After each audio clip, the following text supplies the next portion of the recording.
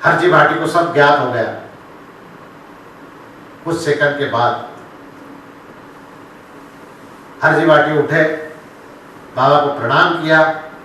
बाबा ने एक घोड़ा कपड़े का दिया और कहा कि जहां भी कथा करोगे तो ये मेरा कपड़े का घोड़ा साथ में रखना। और दूसरी एक अक्षर थैली दी, झोला, जिसमें से कुछ भी निकालो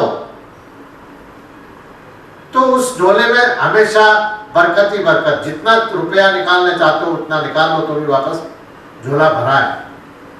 ये क्यों दिया? कि दुखियारे लोगों के लिए, उनके लिए पैसा इस्तेमाल करना, अपने परिवार के लिए, अपने लिए नहीं। ये आशीर्वाद पाकर हरजी भाटी अपने घर की ओर मुड़ चले और बाबा वहां से अंतर्ध्यान हो गए। बाबा ने बहुत आशीर्वाद दिया, हरजी भाटी को बल मिल गया। हरजी भाटी घर चले गए। रात में सब वृत्तांत नानी साहब को सुनाया। नानी साहब ने सब वृत्तांत सुनने के बाद कहा,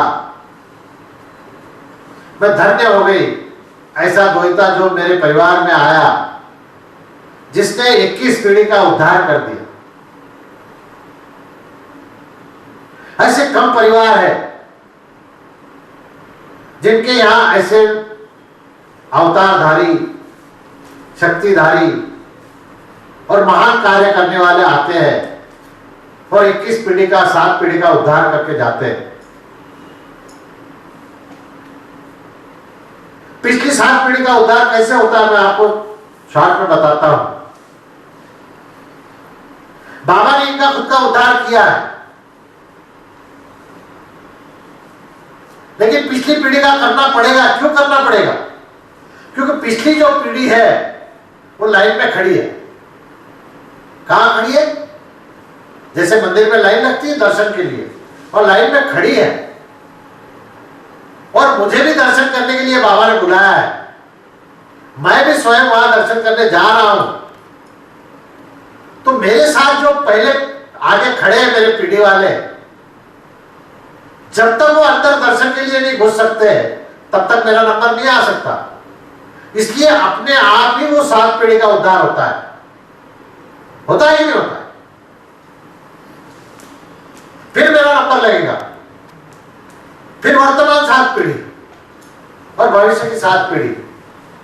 वर्तमान 7 पीढ़ी में ननिहाल का भी उद्धार होता है। ऐसा शास्त्रों में लिखा है कि ननिहाल की भी 7 पीढ़ी स्वर्ग में जाती है, उनका भी उद्धार होता है। कार्य एक आदमी करता है, अच्छा कार्य जन्म लेकर, अवतार लेकर एक आदमी करता है, लेकिन उसकी 21 पीढ़ी स्वर्ग के लिए रवाना होती है। तो सोचो, अपन भी अच्छे कर्म करो, कम से कम अपनी 7 पीढ़ी तो स्वर्ग में जाए। हर इंसान ने अगर ऐसा सोचा तो अच्छे कर्म करके अपने परिवार के साथ, अपने पिछले बुजुर्गों के साथ अपना उद्धार हो सकता है। लेकिन यह सोचने के लिए कोई तैयार नहीं है, किसी के पास समय नहीं है। समय से सब बंधे हुए। समय का मैं बखान करूं तो एक बात मैं समझाना चाहता हूं, आप लोग समझ सकते हो जल्दी से जल्दी। जैसे इस धरती का जन्म हुआ था, उस वक्त यह धरती इतनी धीमी घूमती थी, ये घड़ी की उल्टी दिशा से घूमती है, इतनी धीमी घूमती थी कि 6 महीने के बाद सूरज नजर आता था और 6 महीने के बाद रात नजर आती थी। तो कहने का मतलब कितना स्लो चलती थी धरती, बहुत। सूरज तो अपनी जगह है, दिशा अपनी जगह है, लेकिन घूम रही है धरती। तो इतनी धीमी घूम रही थी कि 6 महीने उसको पूर्व दिशा की ओर आने में लगते थे और 6 महीने रात रहती थी। समय अनुसार सतयुग आया, द्वापर आया, रेता आया, कलयुग आया, तो ये धरती स्पीड से घूमना चालू हुआ। तो आज का स्पीड कितना है? 24 घंटा, उसमें भी कुछ सेकंड कम है। 6 महीने से जो दिन निकलता था वो आज कितने हैं? 24 घंटे के बाद निकलता है दूसरा दिन, उसमें भी कुछ पल है कम। इसलिए ये धरती खूब स्पीड पकड़ चुकी है। जैसे ये भागेगी वैसे ही इंसान को भागना है। आज का इंसान कहां रुकता है क्या? वो भी स्पीड से भाग रहा है। पहले जमाने में शादियां होती थी, 3-3 दिन बारात रुकती थी। आज के जमाने में 2 घंटे ज्यादा रुक जाए तो बोलते हैं अपने को काम है दूसरा, बारात जल्दी से जल्दी रवाना हो ताकि अपने काम निपटे। क्यों हो रहा है ऐसा? ये धरती के कारण। ये धरती घूम रही है। आगे जाके 9 घंटे में जब ये दिन में निकलेगा, 9 घंटे के बाद, उस समय असली कलयुग आएगा और उस समय कली का अवतार होगा और फिर इस दुनिया का, इस धरती का उद्धार होगा। अपन बोलते ना, हर आदमी को बोलते हैं तेरे पास समय नहीं यार। मैं भी कहता हूं मेरे पास समय नहीं है। आपको मैंने समय दिया है 4 दिन का, 4 दिन में आओ, दूसरे दिन आओगे, मेरे पास समय नहीं, क्यों? मैंने समय दूसरे को दे चुका हूं, मेरे पास समय नहीं है। तो समय बहुत भाग रहा है। इस हिसाब से इंसान भी भाग रहा है। इस हिसाब से कथा भी भाग रही है। परीक्षित राजा ने उस समय 7 दिन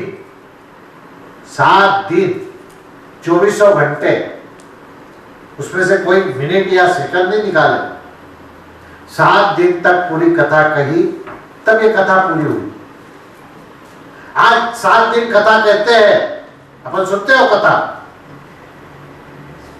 तो वो कथा 5% भी नहीं है।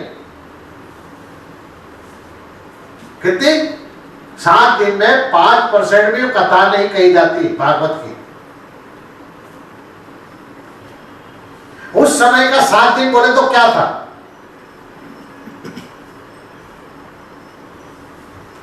उस समय 24 घंटे का दिन नहीं था।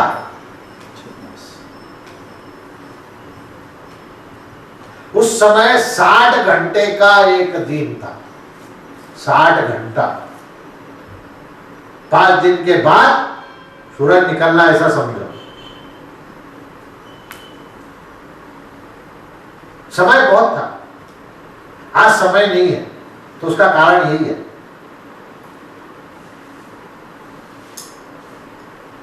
इस प्रकार हरजी भाटी अपने घर आए, नानी साहब को सारा वृत्तांत समझाया। तो नानी साहब ने कहा कि तूने तो हमारे जीवन सफल कर दिया। फिर हरजी भाटी अपने भजन, बाबा के भजन गुनगुनाने लगे। द्वारकाधीश का पुराना मंदिर था, वहां रोज शाम में बाबा की कथा कहते थे। जो भी भगत आते थे, जैसे आज यहाँ आए, जिनकी इच्छा हुई वो आ गए, जिनकी नहीं हुई नहीं आए। अपन ने किसी को निमंत्रण भेजा नहीं। तो उस प्रकार वहां पर भी रोज शाम में आ जाते थे, कथा सुनते थे, बाबा का गुणगान करते थे, अपने घर लौट जाते थे। क्योंकि हरजी भाटी के पैर में 2 बेड़ियां थी। 2 बेड़िया का मतलब क्या हुआ? एक थी नानी साहब, दूसरी थी सोनल। इनको छोड़कर तो वो गांव नहीं जा सकते थे, क्योंकि इनका भरण पोषण का सारी जिम्मेदारी तो हरजी भाटी पे है। और एक तरफ अच्छाई करने जाए तो एक तरफ बुराई होती है, पाप लगता है। ये दोनों का क्या होगा? तो ये दोनों बेड़िया थी पैर की, करे तो क्या? प्रभु की लीला। कुछ समय गुजरे, नानी साहब स्वर्ग सिधार गए। फिर इसको एक पैर की बेड़ी निकल गई तो अच्छा लगा। अब सोनल है तो सोनल हम उम्र की है, अभी शादी ब्याह तो होना नहीं है, जल्दी करना नहीं है, तो सोनल को साथ में लेकर घर घर जाकर बाबा का जमा कर सकते हैं, जागरण कर सकते हैं और बाबा की कथा सुना सकते हैं। इस प्रकार उन्होंने सोचा कि बड़े सिटी में, मैं भी सोचता हूं कि यहां कथा हुई है तो पहली कथा कहीं बड़ी सिटी में हो, जहां नाम हो, लोगों को पता चले और ज्यादा से ज्यादा लोग आए। मैं भी सोचता हूं, जो हरजी वाटी ने भी सोचा होगा कि भाई अच्छी सिटी में जाए, अच्छी जगह जाए तो नाम होगा, लोग ज्यादा आएंगे, चढ़ापा ज्यादा आएगा तो भंडारा ज्यादा होगा, भंडारा ज्यादा हो तो लोग पब्लिक आएगी, सब एक के साथ एक जुड़ा हुआ है। तो जैसे हरजी वाटी ने सोचा वैसे मैंने भी सोचा। तो हरजी वाटी ने सोचा मसूरिया पहाड़ जो जोधपुर के पास है, वहां जाकर बाबा की कथा करें। हरजी वाटी अपने बहन के साथ मसूरिया पहाड़ पे चले गए, वहां कथा का इंतजाम किया, प्रचार किया, गांव गांव में संदेशे भिजवाए कि बाबा की कथा है, जो भी सुनना चाहते हैं भगत आए। और मेरे जैसा ही स्वभाव, मांगना नहीं, किसी को कहना नहीं कि तुमने क्या लाए हो, किसी को पूछना नहीं कि तुम क्या चढ़ाओगे, किसी को आदेश नहीं देना कि तुमने ये लेके आना। उसी प्रकार हरजी वाटी के था। अक्षय झोला जो था उनके पास सब कुछ था, उसमें से निकाला, मेरे पास दिया नहीं हो बाबा ने, वो देते तो अच्छा रहता। घोड़ा दिया है, वो भी कपड़े का है, तो अक्षय झोले में से निकाल निकाल के वो लोगों को देते थे, दुखियारों के दुख दूर करते थे। प्रचार हुआ सब तरफ। जोधपुर के राजा विजय सिंह, उन्हें भी पता चला, राजा तो है, ख्याल देते इतना उतना कि भाई ठीक है कथा हो रही है बाबा की। जो प्रधान था उनका मंत्री हजारीमल, वो बड़ा बदमाश था। गए हजारीमल चुपके से वेश बदलकर कथा में, हरजी वाटी अपनी कथा सुना रहे थे। कथा समाप्त होने के बाद लोगों ने आकर घोड़े के सामने चढ़ापा चढ़ा दिया। इतनी रकम देखने के बाद हजारीमल के मन में आया कि इतना पैसा बटोर रहा है और एक कपड़े का घोड़ा, उसको सामने रखकर क्या चमत्कार दिखाना चाहता है, लोगों को उल्लू बना रहा है। रात में कथा होने के बाद हरजी वाटी से मिले और हरजी वाटी को कहा कि देख, तेरे को अगर कथा करनी है तो इसमें से आधा पैसा मेरे को देना पड़ेगा, आधा तेरे को मिलेगा। जो भी चढ़ापा आएगा वो आधा आधा तेरा। हरजी वाटी ने कहा कि ये संभव नहीं है, ये तो चढ़ापा बाबा का है, जो चढ़ापे को मैं भी हाथ नहीं लगा सकता हूं, मैं भी इस्तेमाल नहीं कर सकता हूं, तो आपको कहां से दूंगा, ये संभव नहीं। अगर बोले तूने ये चढ़ापा नहीं दिया, मैं 2 दिन राह देखूंगा, तीसरे दिन तेरे को कैद में डाल दूंगा और तेरा सर धड़ से अलग कर दूंगा। हरजी वाटी ने सोचा कि जैसे बाबा की इच्छा, बाबा ने आदेश दिए कथा करो और बाबा ही ऐसे भेज रहा है तो उसकी इच्छा होगी, जो भी होगा होगा। हरजी वाटी ने अपनी कथा चालू कर दी। हरजी वाटी ने उसकी बात मानी नहीं हजारीमल की। हजारीमल वापस आ गया 3 दिन बाद और हरजी वाटी और सोनल को पकड़ कर लेके गए। सोनल को थोड़े दूर जाने के बाद सोनल को छोड़ दिया, हरजी वाटी को और घोड़े को। हरजी वाटी से कहा कि ये 1.25 मन चना कैद में रखा है घोड़े के लिए, ये तेरा कपड़े का घोड़ा ये चना खा के दिखाए तो मैं मानूंगा। अगर इस कपड़े के घोड़े ने चना नहीं खाया 1.25 मन, तो सुबह तेरी गर्दन धड़ से अलग की जाएगी। हरजी बाटी विचार करने लगे, क्या करें, जो होगा सो होगा, जीवन भी उसने दिया है, मौत भी वही देगा। हरजी बाटी कैद में पड़ गए, घोड़ा भी कैद में कपड़े का, 1.25 मन अनाज रख दिया गया।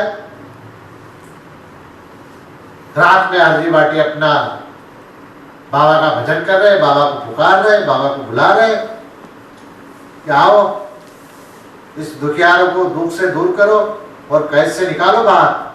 आप ही का तो गुणगान कर रहा हूं और आप ही कैद में डालना चाहते हो और डाल दिया, अब क्या चाहते हो देखो। तो घोड़े ने तो चमत्कार दिखा दिया, कपड़े का घोड़ा सारा अनाज खा गया और उड़ गया कैद से। अब हरजी बाटी बचे अकेले। रात में फिर बाबा गए, हजारीमल की छाती पे जाके बैठ गए सपने में और कहा कि तेरे को कितने पर्चे चाहिए हजारीमल। तो हरजी बाटी को मेरे संत को सताता है, उससे पैसा मांगता है, आधा हिस्सा मांगता है, तेरे को कितना हिस्सा चाहिए। ये कहकर हरजी बाटी हजारीमल के छाती में बैठकर बाबा ने खूब उसे तकलीफ दी। सुबह उठे तो सारे जोधपुर शहर में हर घर में किचन में आग लग गई। राजा के महल में भी किचन में आग लग गई, रसोड़े में। सब पता चला राजा को, राज सभा बुलाएगी कि वह ऐसी घटना क्यों हुई है। ऐसी घटना होती है तो किसी संत महात्मा को, किसी साधु महात्मा को सताया गया हो, इस कारण हो सकती है। राजा ने आदेश दिया, हजारीमल को बुलाया कि तुमने तो कोई ऐसा काम नहीं किया जो किसी संत को सताया है। अब हजारीमल को तो पता था, रात में बाबा ने आकर के छाती में बैठ के बहुत कुछ शिक्षा दी, तो अब राजा के सामने मुंह कैसे खोले। तो हजारीमल ने कहा कि डरते हुए, राजा क्षमा करे, जीवन दान दे तो मैं आपको बताता हूं। तो राजा ने कहा बताओ क्या बात हुई। तो कहा कि ऐसा ऐसा एक हरजी बाटी करके नाम का व्यक्ति पसरिया पहाड़ पर बाबा की कथा कर रहा था। तो 2-3 दिन मैंने जाकर देखा दूसरे वेश में, तो पैसे बटोर रहा है, कपड़े का घोड़ा है, घोड़े के सामने चढ़ापा आ रहा है, भंडारा कर रहा है, बहुत बड़े बड़े हजारों लोग खाना खा रहे और ये उल्लू बना रहा है, लोगों को लूट रहा है, लोगों का धन ले रहा है। तो मेरे को लगा कि अपने राज्य का नुकसान होगा, इस कारण मैंने इसको कहा कि आधा धन राज्य को देना पड़ेगा, नहीं दोगे तो कैद में डाल देंगे। तो इसने मना करने के बाद मैंने इनको कैद में डाल दिया। फिर राजा ने कहा कि चलो आप तुरंत कैद में चलो, उससे माफी मांगो, तभी कुछ हो सकता है। तो राजा भागते हुए और प्रधान भी भागते हुए, हजारीमल दोनों वहां हरजी बाटी के पास आते हैं कैद में। हरजी बाटी के चरणों में गिर जाते हैं, दोनों वंदन करते हैं, हरजी बाटी से विनती करते हैं कि हम अज्ञानी बालक है। राजा भी विनती करता है, हम बाबा को जान नहीं पाए, आपको जान नहीं पाए, आप हमें क्षमा करें। फिर हरजी बाटी उन्हें क्षमा करते हैं। फिर राजा विजय सिंह जी कहते हैं कि हरजी बाटी आप ये किसकी कथा करते हो, कि कौन सा देवता है, इसका क्या महात्मा है, इसका मेला कब लगता है और ये रहता कहाँ, ये सारी जानकारी हमें चाहिए। तो ये कथा विस्तार से हमें सुनाओ, हम प्रचार करेंगे अपने राजमहल में, सारी पब्लिक को, जनता को वहां बुलाएंगे, आप वहां कथा कहोगे और सारी जनता वहां से कथा सुनेगी। ये मेरी इच्छा है, मैं भी कथा सुनना चाहता हूं, इसलिए आप कृपा कर इस कथा को राजमहल से शुरू करो। तो ये कथा राजा जोधपुर के यहाँ विजय सिंह राजा के सामने, हजारीमल प्रधानमंत्री के सामने ये कथा पहली बार सुनाई गई पूरी।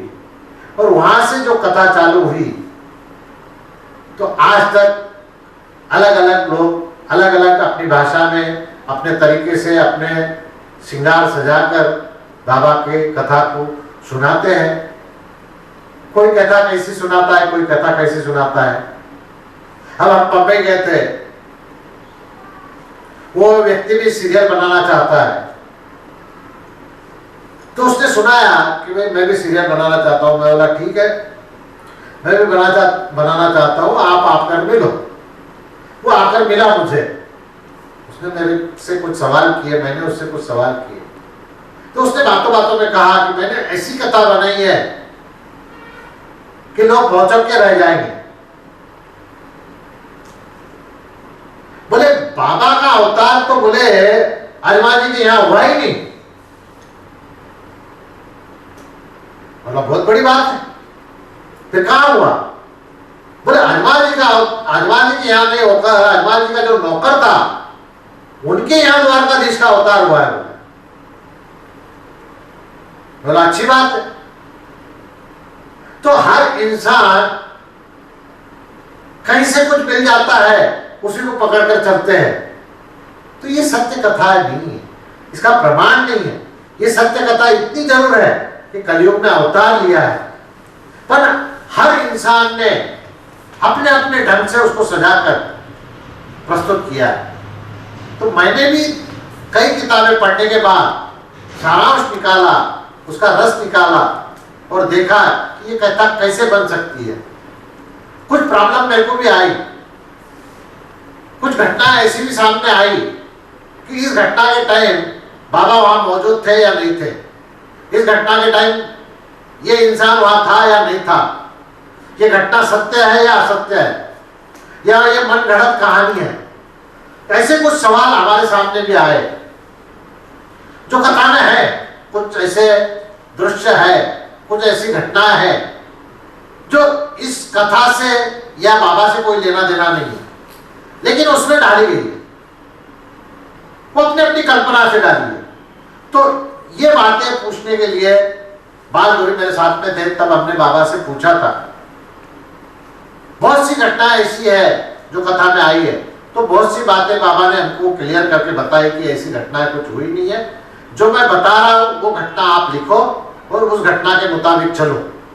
आपको जितना संवारना है, जितना उसको रूप देना है, वो आप दे सकते हो। जैसे बाबा की शादी का कोई वर्णन करता है कि बाबा की साथ शादी नेतर देशे के साथ हुई, बस हो गई, इतना कहानी खत्म।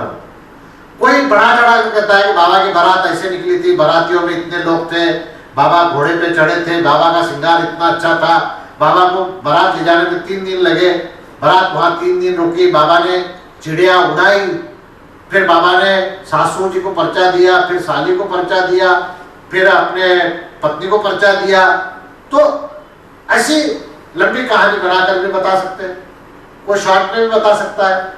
तो हर आदमी ने अपने अपने ढंग से श्रृंगार सजाया है। जैसे 10 मूर्तियां रख दो, 10 आदमी सामने खड़े कर दो पुजारी, और उनसे कहो कि आपको इनको सजाना है मूर्तियों को, तो हर पुजारी अपने ढंग से सजाएगा।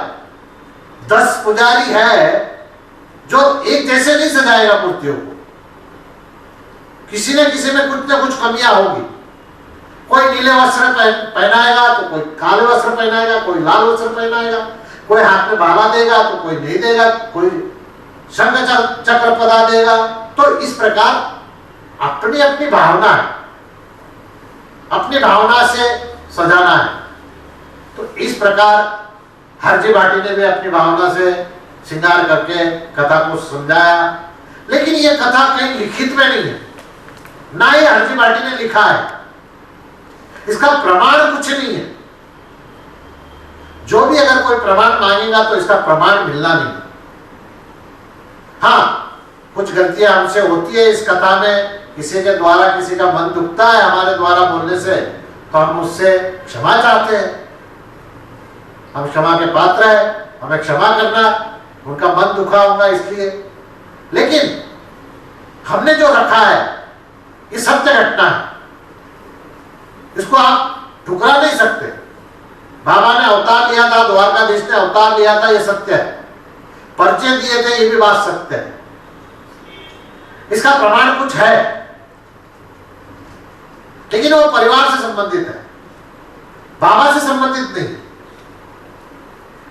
तो इस प्रकार हरजी भाटी ने विजय सिंह जी की बात मानकर, हजारीमल जी की बात मानकर अपने राज्य में कथा आयोजित की राजा ने, और हरजी भाटी ने वहां कथा सुनाई। वही कथा मैं आपको सुनाना चाहता हूं।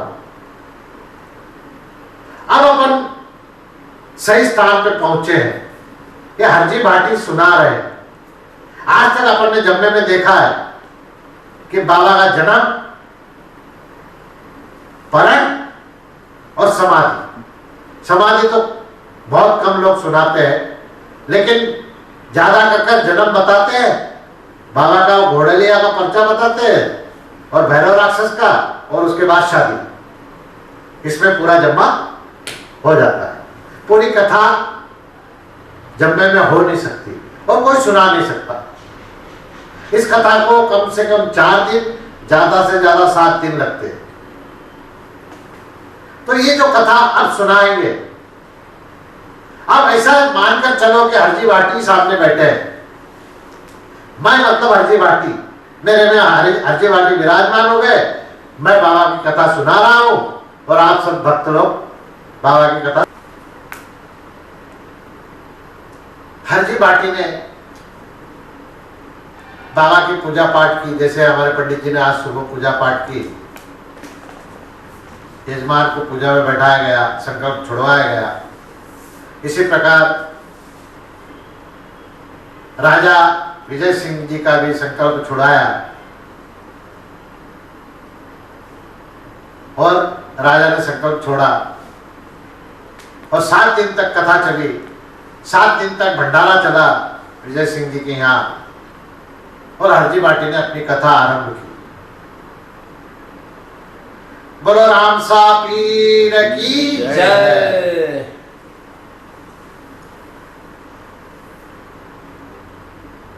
अब मैं बाबा की कथा सुनाने जा रहा हूं। आप मुझे हरजी भाटी समझे या गोपाल बजाज समझे या किरण कुमार शर्मा समझे या कोई और समझे, जो भी आपको समझना है वो समझे, और उसका रूप सामने रखकर मेरी ये कथा श्रवण करे, इतनी मेरी विनती है। ये कथा शुरू होती है पांडवों के वंशज से। पांडव के वंश में आगे एक राजा हुए तोमर नाम के, बहुत बलशाली राजा थे। राज्य कारभार बहुत अच्छा संभालते थे, अपनी प्रजा के दुख दर्द में हमेशा शामिल होते थे। उनका नाम तोमर था। उन्हीं के नाम के आगे तोमर वंश लग गया और पांडव वंश निकलकर तोमर वंश बन गया। और इसी तोमर वंश में बाबा ने अवतार लिया। जो अवतार लेते हैं, जो कथाएं होती है, जो बाबा ने या श्री कृष्ण ने बोलो या विष्णु जी ने बोलो, ये जो अवतार लिए हैं, ये ऐसे परिवार में अवतार लिए हैं जिनका संबंध देवताओं से, उन्हीं के परिवार में आए। ये साधारण किसी के परिवार में नहीं आए। जिन्होंने तप किया है, परिवार के पूर्वजों ने कुछ दान धर्म किया है, बहुत सी ऐसी बातें जो वो परिवार ने पूर्वजों ने की है, उसी परिवार में भगवान अवतार लेते हैं। जो पुण्य आत्मा होती है उन्हीं के घर अवतार लेते हैं। तो ये पांडव वंश का तोमर वंश हुआ। तोमर वंश में आगे चल के अनंतपाल जी नाम के एक राजा हुए।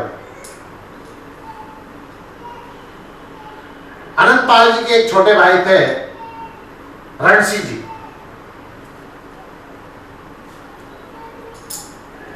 रणसिंह जी को 8 पुत्र थे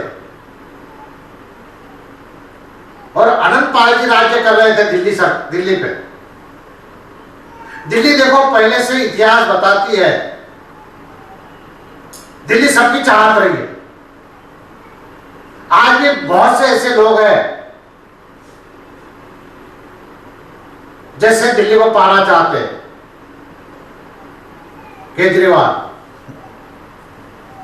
पहले मोदी की सपना था, अडवाणी जी का सपना था, बहुत से ऐसे हैं जो दिल्ली का सपना देखते हैं। सपना उसी का पूरा होता है जो भाग्य में लिखा के लाता है। तो ये आनंदपाल जी दिल्ली में अपना राज्य करते थे। ये राजा तोमर जो इनके वो पूर्वज थे, उनसे भी ज्यादा अच्छा राज्य कारभार करते थे, हर बात में परिपूर्ण थे, किसी बात से चिंता नहीं थी। चारों ओर सुख शांति समृद्धि, लक्ष्मी का वास, सब कुछ भी होते हुए इनको पुत्र नहीं था। कहीं न कहीं भगवान कुछ न कुछ कमी रखता है। इनको 2 कन्याएं थी, एक का नाम था कमला और दूसरी का नाम था सुंदरी। तो कमला तो ब्याही थी अजमेर के राजा सोमेश्वर के यहां और सुंदरी का विवाह हुआ था कलिंग के राजा महाराज विजय चंद्र राठौड़। कलिंगढ़ जो थे राजा विजय चंद्र जी राठौड़, इनके यहाँ छोटी कन्या का विवाह हुआ था और बड़ी कन्या का विवाह हुआ था अजमेर के राजा सोमेश्वर के यहाँ। दोनों ही कन्याएं बहुत सुंदर सुशील और दोनों ही राजकुमार अच्छे मिले थे।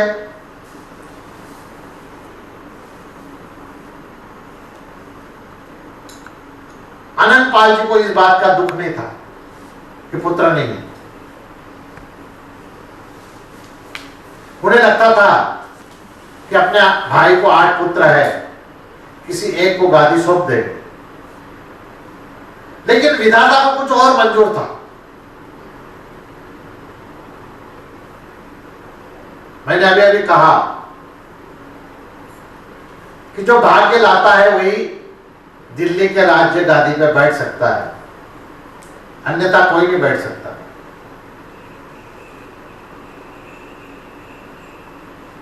तो रणसिंह जी के बेटों के भाग्य में तो नहीं था राजा बनना। अब राजगादी कौन संभाले? ये कभी आनंदपाल जी ने भी विचार नहीं किया था, ना रणसिंह जी ने विचार किया था। लेकिन एक दिन कुंती माता रणसिंह जी के सपने में आकर कहती है, हे रणसिंह, मैं जो बात बताने जा रही हूं वो बड़े ध्यान से सुन और इसे अमल में लाना है। तो रणसिंह जी ने कहा, ठीक है माता, आप हमारे पूर्वज हो, आप जो भी आदेश दोगे वो सराखों पर। तो कुंती ने कहा कि आनंदपाल जी का द्वैता, जो कमला का बेटा, अजमेर के राजा का बेटा पृथ्वीराज चौहान, जिसे ये गादी सौंपना है, और ये पृथ्वीराज चौहान ही अच्छा एक शासक बन सकता है और अच्छा राज्य कारभार कर सकता है, ये राज्य को संभाल सकता है। आपके बेटे में वो हुनर नहीं है, आपके बेटे नहीं बनेंगे। तो रणसिंह जी ने कहा, आप जैसा आदेश दे मां। उनके मन में कोई ईर्ष्या नहीं थी, कोई भावना नहीं थी। उन्होंने सुबह उठकर जाकर अपने भाई, बड़े भाई आनंदपाल जी को बताई ये घटना कि माता कुंती ने आकर आदेश दिया है, तो क्या किया जाए? बड़े भाई साहब ने कहा, रणसी जी, जो आपने सोचा है, जो माता ने आदेश दिया है, वही अपने को करना है। आप न्योता दो। अजमेर राजा को, द्वैत को बुलाया गया। पृथ्वीराज चौहान का राज्याभिषेक किया गया, मुहूर्त निकाला गया। बड़ी धूमधाम से दिल्ली की गद्दी पे पृथ्वीराज चौहान बैठे। बड़ा अच्छा अनुशासन, होनहार। दिल्ली के आस पड़ोस के जितने भी छोटे बड़े राज्य थे, सब पृथ्वीराज चौहान ने काबिज कर लिए। उस वक्त पड़ोसी राज्य में मुगल सरकार का राज्य था। उसका नाम था मोहम्मद गौरी।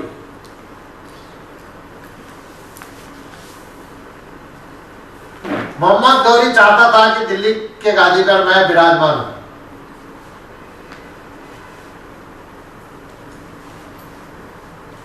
इस सपने देखता था और उस सपनों को साकार करने के लिए मोहम्मद गौरी ने 17 बार दिल्ली के ऊपर चढ़ाई की और 17 बार मोहम्मद गौरी हार गया। हारने के बाद, जो हारता है ना इंसान, वो ज्यादा तिलमिला उठता है। तो हारने के बाद उसने सोचने लगा कि इनकी कमजोरी क्या है, इस राजा की कमजोरी क्या है, ये कमजोरी अपने को कहां से पता चलेगी और अपन इसको किस प्रकार हरा सकते हैं।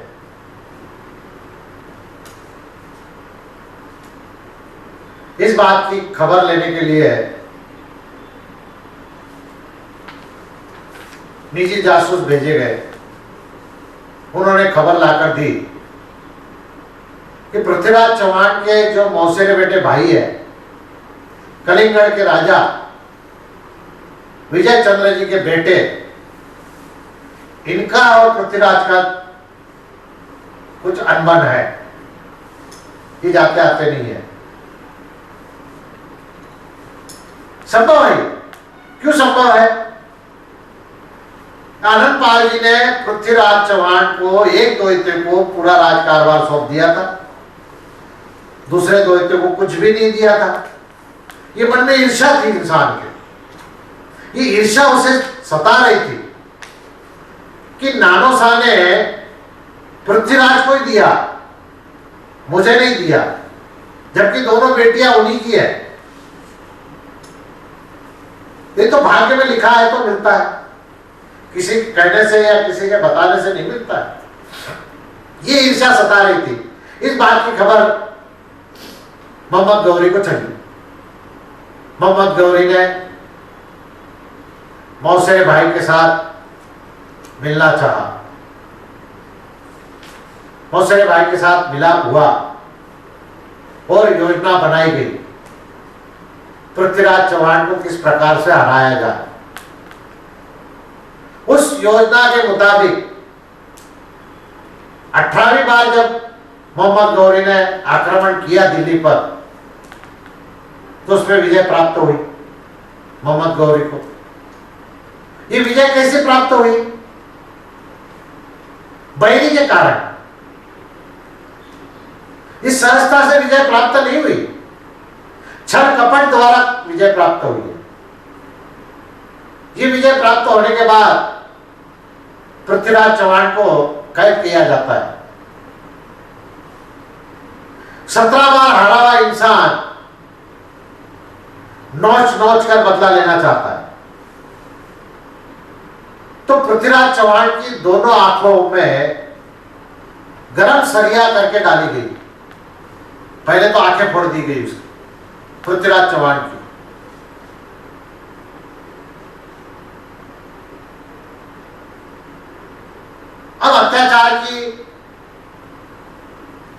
सीमा कोई रही नहीं।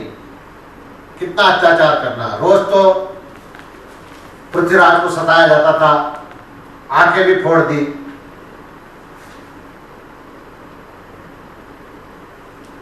अब करे क्या?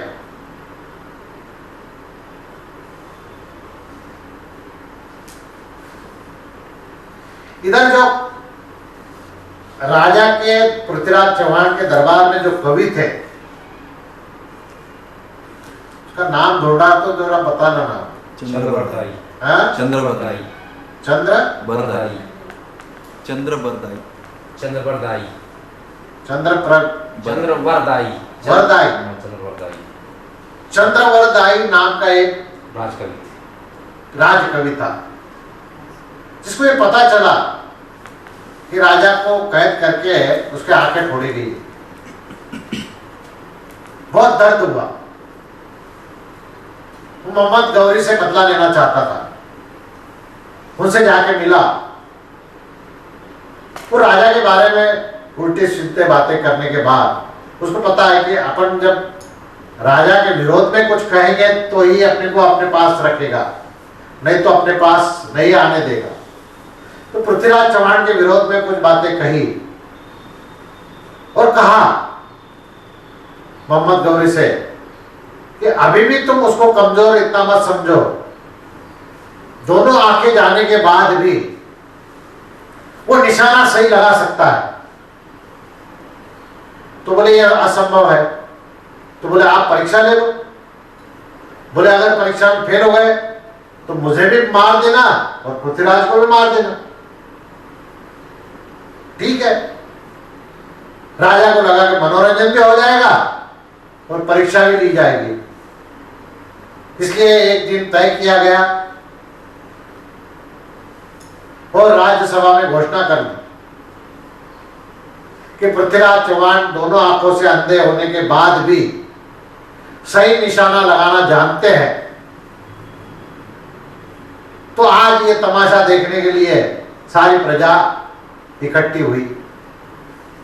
लोहे के 7 तवे बांध दिए गए। 60 गज के ऊपर पृथ्वीराज चौहान को खड़ा कर दिया गया। तीर कमान उनके हाथ में दे दी और कवि ने कहा कि मैं कुछ कविता सुनाता हूं, तब ये निशाने पे बाण मारेगा तो आप मुझे कविता सुनाने की इजाजत दो। तो संस्कृत में कविता सुनानी थी। राजा को इसका भान नहीं था कि कवि क्या सुना रहा है। संस्कृत में उस कवि ने राजा पृथ्वीराज चौहान को कविता सुनाई। कहा कि 7 लोहे के तवे आड़े हैं, उसके 60 गज के ऊपर राजा विराजमान है, तो आप अपना निशाना लगाकर तुरंत काम करें। ये संस्कृत में कहा गया। वैसे ही पृथ्वीराज चौहान ने निशाना लगाया और राजा जो मोहम्मद गौरी जहां बैठा था उसके छाती में जाकर वो निशान लग गया और तीर कमान लगने के बाद मोहम्मद गौरी वहीं ढेर हो गया। ढेर होते के साथ में सैनिकों में भागा दौड़ी शुरू हो गई और वहां युद्ध शुरू हो गया। अब युद्ध के दौरान पृथ्वीराज चौहान भी मारे गए और उनके साथ वो कविवर भी मारे गए। इस बात की खबर रणसिंह जी को मिली। रणसिंह जी ने अपने 8 पुत्रों को उस युद्ध में भेजा। उस युद्ध में 6 पुत्र रणसिंह जी के खत्म हो गए। 2 पुत्र बचे। एक तो जो थे बड़े अजमान जी और छोटे वाले से धनसुख जी। अब रणसिंह जी इन दोनों बेटों को छोड़कर बदले की भावना से, क्योंकि मुगलों से बदला लेना है, अपने पास शक्ति रही नहीं, राज कारभार रहा नहीं, कुछ अपने हाथ में है नहीं, तो अपना वेश बदलकर जो भी काले वस्त्र में दिखते उन्हें और रणसिंह जी खत्म करते। काले वस्त्र में जो दिखाई देता उनको लगता है मुगल है, मुगल साम्राज्य के हितचिंतक है, इनको खत्म करें। इस प्रकार रणसिंह जी अपना कार्य करते रहे छुप छुप कर। कुछ दिन बीतने के बाद ऐसे ही रणसिंह जी अपने कार्य पे निकल पड़े थे और रास्ते में उनको समस्त ऋषि मिले जो काले वस्त्र परिधान किए हुए थे। समस्त ऋषि मिलने के बाद इन्होंने उनके ऊपर वार करना चाहा रणसिंह जी ने। समस्त ऋषि ने अपनी विद्या द्वारा उन्हें रोक दिया और कहा, निगोड़ा तू बहुत पापी है, तू अत्याचार कर रहा है, तू जानता नहीं किसके ऊपर अत्याचार करना है, किसको मार रहा है, तो तू शिक्षा के काबिल ही है और तेरे को शिक्षा देना जरूरी है। नहीं अगर दी तो आगे चल के मां भयानक कृत्य करेगा। इस कारण समक्ष ऋषि ने रणसिंह जी को शाप दिया। शाप क्या दिया कि तुम्हें कोढ़ फूट जाए, महारोग हो जाए और तू दर दर की भटकती आत्मा बन जाए। उन्होंने बहुत विनती की रणसिंह जी ने कि हे प्रभु मुझे माफ करो, मैं अज्ञानी, मैं समझ नहीं पाया आपको, काले वस्त्र के कारण मैं आपको समझ बैठा, इसलिए माफ करो। पर समक्ष ऋषि ने कहा कि एक बार जो वाणी निकल जाती है, जो शाप निकल जाता है, उसका कोई उपाय नहीं, आपको तो यह शाप भुगतना ही पड़ेगा। कुछ दिनों के बाद रणसिंह जी को महारोग हो गया, कोढ़ फूट गया। रणसिंह जी अपने कार्य से अलग हो गए, गांव गांव भटकने लगे, शरीर से बदबू आने लगी, दुर्गंध आती थी, कोई पास में खड़ा नहीं करता था। उस जमाने में भी वही हाल थे कि छोटे जाति का कुआं, बड़े जाति का कुआं, कोई कुएं के पास में ऐसे महारोगी को आने भी नहीं देता था।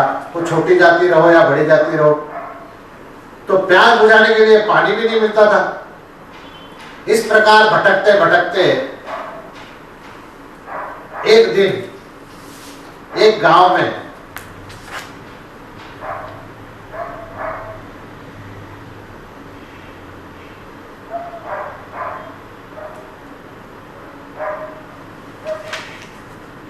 पनियारे अपना पानी भर रही थी कुएं पे।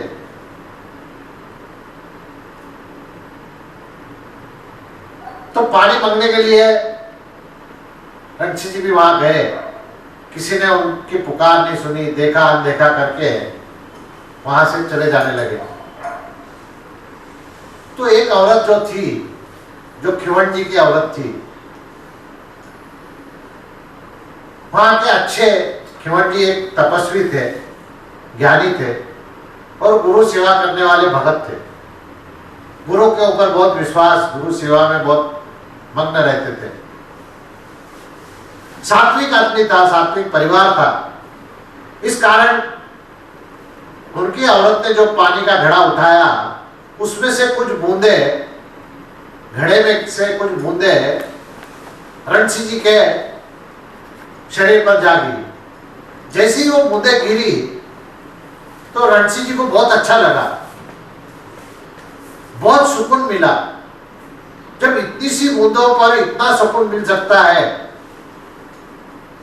तो हकीकत में ये माँ कोई और नहीं, कोई अच्छी सात्विक माँ है, इनसे अपना भला हो सकता है। ये सोच विचार कर कर उस रणसिंह जी ने उन्हें उनका घर का पता पूछा, लेकिन खिवट जी की पत्नी ने, धर्मपत्नी ने अपना पता नहीं बताया। तो चुपके चुपके रणसिंह जी उसके घर तक पहुंच गए घर पर पहुंचने के बाद खिवन जी से मिले और खिवन जी से सारी घटना बताई कि वह ऐसे ऐसे कारण मुझे किसी ऋषि ने शाप दिया है, उस कारण मैं अपना परिचय पूरा नहीं दिया था, उस कारण मैं ये भोग रहा हूं। तो खिवन जी ने कहा कि हमारे गुरु इस गांव में आए हुए हैं। गुरु का परिचय नहीं दिया खिवन जी ने, उनका नाम नहीं बताया। तो आपको मैं उनके पास ले चलता हूं। वो बहुत महान ज्ञानी है, अंतर्यामी है और सब कुछ त्रिकाल का देख सकते हैं, तो आपका वो भला कर देंगे। ऐसा मन में विचार कर कर खिवन जी रणसी जी को लेकर अपने गुरु आश्रम जाते हैं। गुरु आश्रम जाने के बाद खिवन जी के मन में कुछ शंकाएं आती है कि गुरु के पास इस हालत में अगर लेके जाओ, गुरु ने कुछ भला बुरा कह दिया तो तकलीफ हो जाएगी। तो रणसी जी को कहा कि आप बाहर ही बैठो, मैं गुरु से मिलकर आता हूं। खिवन जी गुरु के पास गए,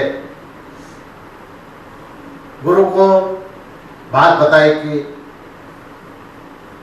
हमारे साथ में एक है जो हम उनको चाहते हैं और वो बहुत दुखियारे हैं, उनको ऐसा ऐसा महारोग हो गया है। तो गुरु ने कहा कि ये मेरा आधा झूठा दूध है, ये उसे ले जाके पिला दो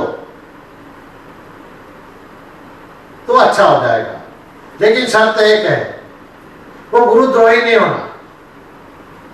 संत महात्माओं के, साधु महात्माओं के जिसने अपमान किया है, वो व्यक्ति अगर होगा और उसे अगर तुमने ये दूध दिया तो शिक्षा तुम्हें भी मिलेगी। अब ये तो खिवन जी को पता नहीं था। खिवन जी ने मन में अच्छा विचार करके समक्ष ऋषि का आधा झूठा दूध कुछ अपन ने पिया, खुद ने कुछ रखा, जो रणसी जी के पास जाकर रणसी जी को दी। रणसी जी ने दूध पीने के बाद कंचन जैसी काया हो गई। गुरु का इतना महात्मा, गुरु का इतना बड़ा चमत्कार।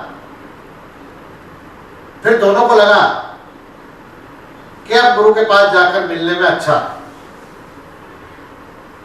दोनों गुरु के पास जाते हैं, गुरु को दंडवत करते हैं। ऋषि ने देव दोनों को देखा और जैसे ही रणसी जी को देखा, समक्ष ऋषि को याद आ गया कि अपन ने तो इसी को शाप दिया था और ये वही है। तो अपने शिष्य को कहते हैं कि तुमने गुरुद्रोह किया है, तुमने पूरी बात बताई नहीं। मैंने तुम्हें कहा था कि गुरुद्रोही करने वाले को ये दूध नहीं देना, तुमने गुरुद्रोह करने वाले को ये दूध पिलाया है, तो आज तुमको भी दोनों को मैं शाप देता हूं। तो विनती करने लगे दोनों की शाप मत दे, लेकिन गुरु ने शाप दे ही दिया। गुरु ने शाप दिया कि तुम दोनों भी आरी से कट के मरोगे। शाप तो शाप, अब क्या हो सकता है। खिवन जी ने बहुत विनती करने के बाद और रणसी जी ने सारी घटना अपनी बताई, वो कौन थे, क्या थे और वो क्यों ऐसा कर्म कर रहे थे। ये सारी घटनाएं बताने के बाद गुरु को थोड़ा पश्चाताप हुआ कि लगा कि अनंतपाल जी राजा, जिनके भाई रणसिद्ध जी, इन्होंने 6 पुत्र अपने गंवा दिए, 2 पुत्रों को छोड़कर ये कार्य कर रहे थे, लेकिन जो भी कार्य कर रहे थे वो गलत था। लेकिन इनको इतनी बड़ी सजा नहीं, इसलिए उन्होंने उपशाप भी दिया और कहा कि जब तुम आरे से कटोगे तो तुम्हारे शरीर से खून की बजाय दूध की धाराएं बहेंगी और तुम्हारा आधा शरीर जहां तुम जाओगे वहां चला जाएगा और आधे शरीर के फूल बन जाएंगे।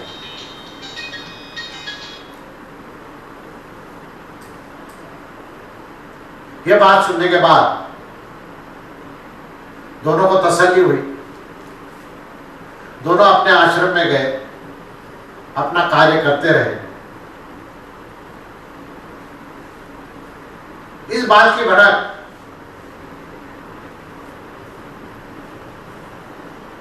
उस टाइम गौरी का शासक था। कौन सा गौरी? मोहम्मद गौरी। मोहम्मद गौरी।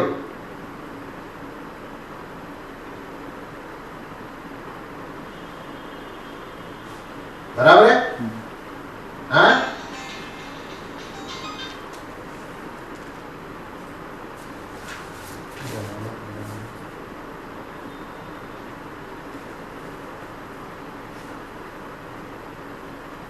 मुगल साम्राज्य।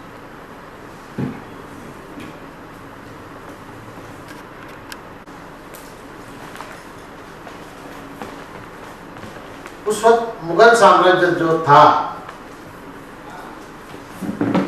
बादशाह जो होते थे ये उलमाओं की बात बहुत मानते थे। उलमा का मतलब होता है धर्मगुरु। इनके जो धर्मगुरु होते थे, ये जो बताते थे, उन्हीं की बात ये बादशाह मानते थे। तो ये धर्मगुरु ने रणसी जी के बारे में बहुत कान भरे और कहा कि ये दोनों के दोनों धर्म परिवर्तन कर रहे हैं और आगे चल के अपने धर्म को बहुत हानि पहुंच सकती है। इस बात को सुनकर राजा ने फरमान निकाला कि इन दोनों को कैदी बनाया जाए। लेकिन ये कुछ दिन तक छुपते रहे। उसके बाद राजा के सैनिकों ने इन्हें पकड़ लिया और इन्हें दरबार में हाजिर किया गया।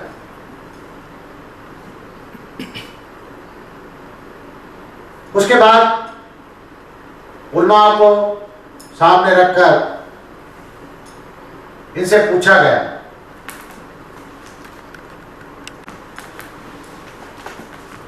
इस प्रकार खिमन जी को और रणसी जी को दरबार में हाजिर किया गया। बादशाह ने कतीब शाह से कहा, इनसे क्या सवाल करना है करो। कतीब शाह ने कुछ सवाल दोनों से पूछे। उनके जवाब सुनने के बाद बादशाह बहुत खुश हुए। खुशी के मारे बादशाह ने उनसे कहा, यार तुमको क्या कहना है कहो। इस पर खिमन जी और रणसी जी बोले, हम कुछ चमत्कार दिखाना चाहते हैं और इसी प्रकार आपके खतीब शाह भी चमत्कार दिखाए। ये भी धर्म के गुरु है, हम भी धर्म का काम करते हैं। अगर ये दिखाए चमत्कार तो हमको आरे से कटवा देना दोनों को। अगर इन्होंने नहीं चमत्कार दिखाए तो इन्हें भी आरे से कटवाना।